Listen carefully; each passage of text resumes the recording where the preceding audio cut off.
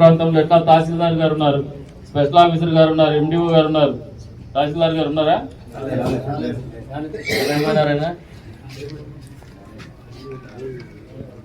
తహసీల్దార్ గారికి కూడా చెప్తాను, మీరైనా స్పెషల్ ఆఫీసర్ ఆయనకు తెలియజేస్తారు. ఈ అనంతపురం జిల్లా రైతాంగం 5 ఎకరాలు 6 ఎకరాలు 10 ఎకరాలు భూములు ఉండేటువంటి చిన్న చిన్న రైతులు ఉన్నారు. ఎవరైనా ఒక కుటుంబంలో 5 ఎకరాలు 10 సెంట్లు 5 ఎకరాలు 20 సెంట్లు ఉంటే వాళ్ళకి ఉపాధి హామీ పథకం కింద మీరు పని పెట్టేటువంటి పనులు చేయడం లేదనేది వాస్తవమని మీకు అందరికి కూడా తెలియజేస్తా ఉన్నాను. మీరు సహృదయంతో ఒకటి తీసుకోండి. మా వంతుగా ఎమ్మెల్యేగా నేను మీకు తెలియజెప్తాను, దీన్ని ఆచరణలో పెట్టండి. 5 ఎకరాల పైన ఎవరైనా ఒక 50 సెంట్లు 60 సెంట్లు ఉండే రైతు ఎవరైనా మీ దగ్గరికి వస్తే ఆ 50 సెంట్లకు తహసీల్దార్ గారికి స్ట్రిక్ట్ గా ఇన్స్ట్రక్షన్స్ ఇవ్వండి. ఆ 50 సెంట్లను వాళ్ళ కుటుంబంలో వాళ్ళకి సబ్ డివిజన్ చేయండి. అది మీ చేతిలో ఉన్నటువంటి పనే. దాన్ని సబ్ డివిజన్ చేసి వీళ్ళకి 5 ఎకరాలే భూమి చూపించండి. అప్పుడు ఆటోమేటిక్ గా ఆ సైకిల్ మీరు గిరిగీసుకొని నేను 5 ఎకరాల 60 సెంట్ ఉంది, 5 ఎకరాల 1 సెంట్ ఉంది, నేను ఇది తీసుకోదు సిస్టమ్ తీసుకోదని కాకమ్మ కథలు చెప్పేటువంటి కార్యక్రమాలు చేయొద్దని చెప్పేసి కూడా అధికారులకు తెలియజేస్తున్నాను. ఆ 20 చేయించి సబ్ డివిజన్ చేయించి వాళ్ళ కుటుంబ సభ్యులకి దాన విక్రయమో ఏదోటి వాళ్ళ తిప్పలు వాళ్ళు పడతారు. 100 రూపాయలు 200 రూపాయలు వాళ్ళు పని అయిపోయేసుకుంటారు, లేదా స్టాంప్ రాసుకుంటారు. వాళ్ళకి ఆన్లైన్ చేయించేసి స్ట్రిక్ట్ గా ఇది ఖచ్చితంగా అన్ని మండలాల్లో కూడా ఫాలో కావాలని చెప్పేసి తహసీల్దార్లకు చెప్పినాను. మీరు కూడా ఈ గ్రామ సభలో ఉన్నటువంటి అధికారులందరూ కూడా దీని ఒక తీర్మానం కింద మీరు ఆలోచన చేయమని చెప్పేసి చెప్తానని ఈ నియోజకవర్గంలో. అంతేకాకుండా రైతాంగం అంతా కూడా ఎవరైనా చనిపోతే వాళ్ళ భూముల్లో పూడ్చిపెట్టుకుంటారు, తాపం చేస్తారు. కొంతమంది ఎస్సీ ఎస్టీ బీసీ మైనారిటీ సోదరులకి అటువంటి వెసులుబాటు భూములు ఉండకపోవచ్చు. ఈ జాతీయ ఉపాధి హామీ పథకం ఏదైతే ఉందో దీన్ని అనుసంధానం చేస్తూ ఏపీఓ గారికి కూడా చెప్పున్నాను నేను. ఖచ్చితంగా మా నియోజకవర్గంలో, ఏ నియోజకవర్గంలో ఏం చేస్తారో మాకు తెలియదు, మా నియోజకవర్గంలో ప్రతి గ్రామంలో కూడా ఈ 24-25వ ఆర్థిక ప్రణాళిక మీరు ప్రణాళికలు ఏదైతే సిద్ధం చేస్తున్నారో ప్రతి గ్రామ పంచాయతీలో కూడా ఏదైనా హ్యాబిటేషన్స్ ఉండే చోట కూడా జనాభా నిష్పత్తి మీరు పరిగణలో తీసుకొని వాళ్లకు హిందూ శ్మశాన వాటికలు కావచ్చు, ముస్లిం కబరస్థాన్లు కావచ్చు, పూర్తి స్థాయిలో దీంతోనే పనులు పెట్టేసి చదువు చేసి ప్రహారీ కూడా నిర్మించి మరీ అందజేయమని చెప్పేసి కూడా మీకు అందరికీ కూడా తెలియజేస్తున్నాను. ఇది ఒక ఫ్లాగ్షిప్ ప్రోగ్రామ్ కింద ఈ నియోజకవర్గంలో పైలట్ ప్రాజెక్ట్ కింద చేయదలుచుకున్నాం, ఆదర్శంగా నిలవదలుచుకున్నాం రాష్ట్రంలో ఉన్నటువంటి ప్రతి నియోజకవర్గానికి కూడా అని చెప్పేసి కూడా ఈ సందర్భంగా ఏపీఓ గారికి కూడా తెలియజెప్తాను. మనల్ని చూసి ఇంకా మిగతా నియోజకవర్గాలలో ఆచరణలో పెట్టుకోవాలి, మనమే ముందుండాల. ఖచ్చితంగా ఈ 24-25లో కదిరి నియోజకవర్గంలో శ్మశాన వాటికల గురించి ఏ ఊరికి పోయినా, కదిరి హెడ్ క్వార్టర్స్ పోయినా కూడా శ్మశాన వాటికల గురించి అడిగేటువంటి పరిస్థితులు ఉండకూడదని చెప్పేసి మీకు తెలియజెప్తాను. ల్యాండ్ అక్విజిషన్, దీనికి కావాల్సినటువంటి భూమిని సంబంధిత తహసీల్దార్ దగ్గర మీరు డిమాండ్ చేసి మరి తీసుకోండి. అది ఖచ్చితంగా అమలు కావాలి. ఎందుకంటే ఇది ఒక బర్నింగ్ ఇష్యూ. పేదోడి ఇంట్లో శవం తేలితే ఏం చేయాలో వాళ్ళకి అర్థం కాదు. ఎవరిని అడుక్కోవాల్సిన పరిస్థితి, లేదా ఎక్కడ బారేసుకోవాల్సిన, కూర్చిపెట్టేసి వెళ్ళిపోవాల్సిన పరిస్థితి. కాబట్టి అటువంటి పరిస్థితి ఉండకూడదని చెప్పేసి కూడా మీకు ఈ సందర్భంగా తెలియజేస్తూ మీరు కూడా దీని ఒక చైతన్యం కింద తీసుకోండి. అదే రకంగా మరుగుదొడ్లు, ఖచ్చితంగా మరుగుదొడ్లు ఎవరికి కావాల్సిన కూడా ఉపాధి హామీ పథకంలో పెట్టండి. అదే రకంగా డ్రైనేజ్ వ్యవస్థను కూడా పూర్తి స్థాయిలో దీన్ని వాడుకోమని చెప్పేసి కూడా మీ అందరికీ కూడా తెలియజెప్తున్నాను.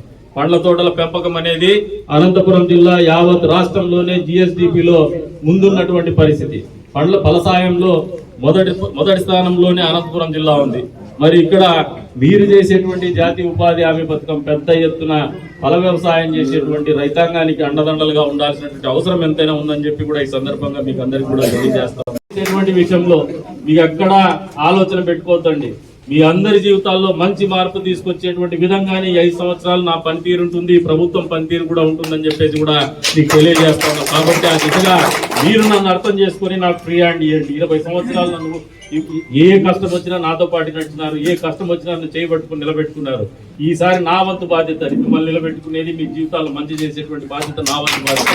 కాబట్టి మీరు కూడా అధికారులతో పని చేయించుకునేటువంటి క్రమంలో మంచి అధికారులే ఉంటారు. ఒకరు ఏమన్నా తేడా ఉంటే నా దృష్టికి తీసుకురాని కానీ మీరు గొడవ పడద్దండి, ఆఫీసులు పోయి చెడ్డ పేరు తెచ్చుకోవద్దండి. రెండోది, ప్రభుత్వ భూముల జోలికి పోవద్దు. ప్రభుత్వ భూముల్లో మీరు మట్టి దందాలో ఇంకో దందాలో చేసేకపోవద్దు. ఖచ్చితంగా వేలెత్తి చూపించుకోకుండా ఉండే విధంగా బతుకుదాం మనం అని చెప్పేసి కూడా ఈ సందర్భంగా తెలియజేస్తాను. అంతేకాదు ఆ ఉద్యోగస్తులు కూడా తెలియజెప్తున్నాను, దళారీ వ్యవస్థని ఈ రోజున తెలుగుదేశం ప్రభుత్వం అధికారంలోకి వచ్చింది, కూటమి ప్రభుత్వం అధికారంలోకి వచ్చింది. కూటమిలో ఉన్నటువంటి బీజేపీ, తెలుగుదేశం, జనసేన నాయకులకు పనిచేస్తున్నామనే దాంట్లో ఆ పక్క వైఎస్ఆర్సీపీ పార్టీకి చెందినటువంటి వాళ్ళు ఎవరన్నా మీకు దళారిలో గతంలో పనిచేసినప్పుడు ఉండే సంబంధాలు, సన్నిహితాలు ఏవో ఉంటాయి, మధ్యలో ఏదో ఒక రేపుపైన మీ దగ్గరకు వచ్చేసి చేయకూడని పని చేసే పని వాళ్ళకు కూడా చేయండి. పేదోడికి చేయాల్సిన పని ఏ పార్టీ వాడికైనా చేయండి, పార్టీలకు అతీతంగానే పని చేయండి, పేదోడి జీవితాల్లో మంచిగా ఉంది. కానీ మీరు తప్పుడు పని చేసే క్రమంలో, ఎందుకంటే వైఎస్ఆర్సీపీ పార్టీ వాళ్ళు తప్పుడు పనులు చేసేకి బాగా పేటెంట్ రైట్ పొందున్నారు వాళ్ళు. అందుకనే ఈ రాష్ట్రంలో ప్రజలు మన ఎన్నికల సందర్భంగా కూడా 11 సీట్లు ఇచ్చి వాళ్ళకి బుద్ధి చెప్పినారు. వాళ్ళ దగ్గర ఉండే అంత డబ్బు మా దగ్గర ఎవరి దగ్గర లేదు. అంత డబ్బు ఖర్చు పెట్టినా ఎందుకు చెప్పినారంటే వాళ్ళు ప్రజాకంటకు పరిపాలన అందించినారు కాబట్టి వాళ్ళని బంగాళాఖాతంలో గెలిపినారు. మళ్ళీ అదే రకంగా దళారులను మధ్యలో పెట్టుకొని మా వాళ్ళని కూడా కొంతమందిని మెయింటైన్ చేసుకొని మీ దగ్గర తప్పు పని చేసేకి వస్తే మాత్రము మా దృష్టికి వస్తే చాలా ఖచ్చితంగా చెప్తాన్నా, చాలా సీరియస్ గా తీసుకుంటాం దీన్ని. మళ్ళీ స్పేర్ చేస్తామని అనుకోవద్దండి. క్రమశిక్షణ చర్యలు ఖచ్చితంగా ఉంటాయి. మీరు కూడా ఆలోచన చేయండి, ఆ దళారీ వ్యవస్థను దూరం పెట్టుకోండి. అటువంటి వాళ్ళు ప్రలోభాలు పెట్టే మామూలు దగ్గర వచ్చేసి ఏదో చేసి పెట్టప్ప అని అడుగుతారు. దయచేసి తప్పుడు పనుల జోలికి పోతండి. వాడు వచ్చి మీకు మంచి పని ఎవడికన్నా పేదోడికి లబ్ధిదారుడు, సరైనటువంటి లబ్ధిదారుడు, అర్హత ఉన్నటువంటి లబ్ధిదారుడు ఎవడైనా పని చేయమంటే చేసి పెట్టండి, తప్పు పట్టం. కానీ మీరు తప్పుడు పనికి మాత్రము లోపాయికారి ఒప్పందంగా ఎవరైనా దళారులను ప్రోత్సహించే పరిస్థితి వస్తే మన పార్టీ నాయకుల్ని కూడా విస్మరించేది ఉండదు, జాగ్రత్త పడమని చెప్పేసి సందర్భంగా తెలియజేస్తాం. కాబట్టి కొత్త రాజకీయానికి తెరలేపుదాం. గతంలో జరిగినటువంటి రాజకీయాలు వేరు నియోజకవర్గంలో. ఎందుకంటే 5 ఏళ్ళకి ఒకసారి వస్తాడు పోతాడు, వారికి అర్థం కాదు. ఈ సమస్యలను ఏకరువు పెట్టలేడు. మీరు బాగా టోపీ వేసుకోవచ్చు అంటే మన వాళ్ళు వేయలేరు, ఎందుకంటే 20 ఏళ్ళు మీకు నేను పడినా కాబట్టి మీరు వేయలేరు. వాళ్ళు టోపీలు వేసుకునేదో ఈ దళారులు టోపీలు వేసుకునే పరిస్థితులు ఉన్నాయి. ఈసారి ఉండవు. ఖచ్చితంగా మీరు కొత్తదనాన్ని చూస్తారు, కొత్త రకమైనటువంటి పరిపాలన చూస్తారు, మంచితనాన్ని చూస్తారు, మంచి పరిపాలన చూస్తారు అని చెప్పేసి కూడా మీకు ఈ సందర్భంగా తెలియజేసుకుంటూ వచ్చే రోజుల్లో మీరు అందరూ కూడా ఈ వేదికను వాడుకోండి. ఈ రోజున వచ్చే రోజుల్లో మళ్ళీ 1 నెల తర్వాత 2 నెలల తర్వాత ప్రభుత్వం చెప్పినా చెప్పకపోయినా ఈ నియోజకవర్గంలో అయితే మళ్ళీ గ్రామ సభలు జరుగుతూనే ఉంటాయి. 2 నెలలకు ఒకసారి మీ ముందుకు వస్తూనే ఉంటాం. మీ సమస్యల పరిష్కారానికి కృషి చేస్తూనే ఉంటాం. మా నాయకులు కూడా తెలియజెప్తాను, మీరు కదిరికి పొలోమని వచ్చేయద్దండి స్టోర్లకు, ఫీల్డ్ ఎస్టేట్లకు. నాకు మీ అందరితో 20 ఏళ్ళు ఉన్నటువంటి నాయకుడిని నేను. మీ కష్ట నష్టాలు తెలుసు, ఊర్లో ఎవరు పని చేసినారో తెలుసు. అందరికీ ఒకే సమయంలో అన్ని ఇవ్వలేకపోవచ్చు. ఒకరికి ఇంకొకటి ఇచ్చేటువంటి క్రమం ఉంటుంది. 3వ వాడికి కూడా బాధ ఉండొచ్చు. వాళ్ళకు కూడా మంచి చేయాలని ఆలోచనతోనే ముందుకు పోతున్నాం. వాళ్ళని కూడా ఎక్కడో చోట అకామిడేట్ చేస్తాం. అంతేగాని మీరు అక్కడికి పరిగెత్తుకొని వచ్చేసి జోబులో ఖర్చు పెట్టుకొని మధ్యాహ్నం బిర్యానీ తిని సాయంత్రం నన్ను తిప్పుకొని అక్కడి నుంచి రావద్దండి. మీకు క్లారిటీగా చెప్తాను, కదిరిగా ఊరు దీని గురించి రావద్దండి. నా వంతుగా నన్ను వదిలేసేయండి. నేను చేసే బాధ్యత నాది. ఎందుకంటే మీకు 20 ఏళ్ళు నన్ను అభిమానంగా మీ దగ్గరగా పెట్టుకున్నాను. బాధ్యత నాకు అవకాశంగా ఈసారి ఖచ్చితంగా నా వంతు బాధ్యత మీకు ఈసారి చెప్తున్నా. ఈ జిల్లాలో ఖచ్చితంగా కదిరి నియోజకవర్గము అన్ని రకాలుగా కూడా అందరికి ఆదర్శంగా నిలిపే రకంగానే పనిచేస్తా అని చెప్పేసి కూడా మీకు తెలియజేస్తున్నాను. అదే రకంగా కొంతమంది ఎవరైనా పెన్షన్లకు వచ్చిండే వాళ్ళు కూడా ఉంటే వాళ్ళ దరఖాస్తులు స్వీకరించండి, వాళ్ళకి అక్నాలెడ్జ్మెంట్ ఇవ్వండి. మీరు తీసుకొని ఆఫీస్లో పెట్టుకొని మళ్ళా వాళ్ళు అడిగినప్పుడు ఎక్కడో ఉంది ఇంకోటి కొత్తది అనేది అడగద్దండి. తీసుకున్న తర్వాత వాళ్ళకి అక్నాలెడ్జ్మెంట్ ఇచ్చి మీకు ప్రభుత్వం ఒక సిస్టమ్ ఇచ్చింది, దాంట్లో ఒక డేటాని పొందుపరచండి. ఎవరెవరు ఈ గ్రామ సభలో 2024-25 ఉపాధి హామీ పథకం కోసం నిర్వహించినటువంటి గ్రామ సభలో ఫిర్యాదులు ఇచ్చినారు. ఈ ఫిర్యాదులు ఎవరెవరు ఇచ్చినారు, ఎంతవరకు పరిష్కరింపబడినాయి. ఇప్పుడు నేను పెన్షన్లు ఇవ్వమంటే కూడా మీరు ఇవ్వలేరు, నేను ఇవ్వలేను, ఎందుకంటే సైట్ ఓపెన్ కాలేదు. కాబట్టి సైట్ ఓపెన్ అయ్యేంత వరకు ఇవ్వాల్సినటువంటి ఎవరైతే అర్హులైనటువంటి వ్యక్తుల దరఖాస్తుల్ని స్క్రీనింగ్ చేసుకోండి, స్క్రూటినీ చేసుకోండి. చేసిన తర్వాత అర్హులైనటువంటి వాళ్ళని రెడీగా పెట్టుకోండి. పథకాన్ని మళ్ళీ సైట్ ఓపెన్ అయితేనే యుద్ధ ప్రాతిపదిక మీద వాళ్ళ పనులు చేసి పెట్టమని చెప్పేసి కూడా కోరుతా ఉన్నాను. అంతేకాకుండా తాగునీటి పరిస్థితులు, ఇబ్బందికరమైన పరిస్థితులు ఉన్నాయి. తాగునీటికి అవసరమైనటువంటి బోర్లను కూడా ఆర్డబ్ల్యూఎస్ వాళ్ళు వచ్చినారా, ఇక్కడ ఆర్డబ్ల్యూఎస్ వాళ్ళు కూడా మీరు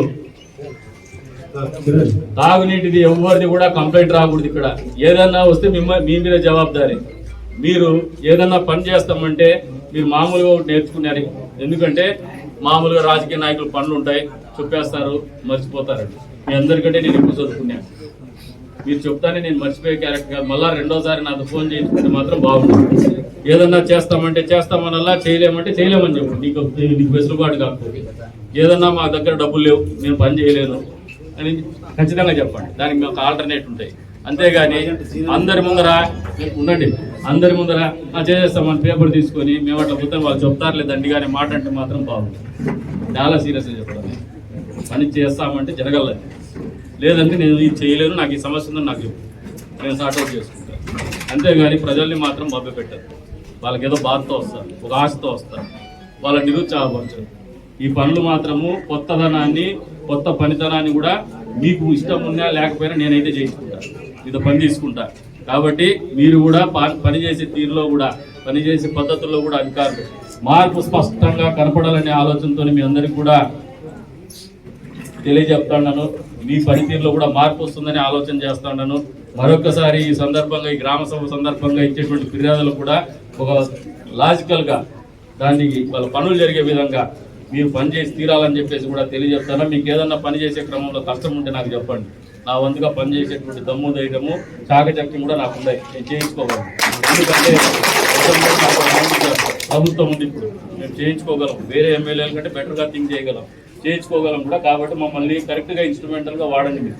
అంతేగాని ప్రజల్ని ఇబ్బంది పెట్టి మమ్మల్ని ఏదో తమాషగా వాళ్ళు చెప్తా అంటారులే మేము చేయలేమనే మాటలు వస్తే మాత్రం చాలా తీవ్రంగానే పరిగణిస్తాం మేము. మరొకసారి అందరికి కూడా తెలియజెప్తాను, బాగా పని చేయించుకోండి, మీకోసం పని చేయించుకోండి, పేదవాళ్ళ కోసం పనిచేయండి, 10 మంది కోసం పనిచేయండి, సమాజ హితం కోసం పనిచేయండి, మన ఊర్లో మార్పు కోసం పనిచేయండి. ఆ మార్పు మంచిగా ఉండే రకంగా పనిచేయమని చెప్పేసి కోరుకుంటూ అవకాశం కల్పించిన మీ అందరికీ కూడా పేరు పేరున ధన్యవాదాలు తెలుపుకుంటూ సెలవు.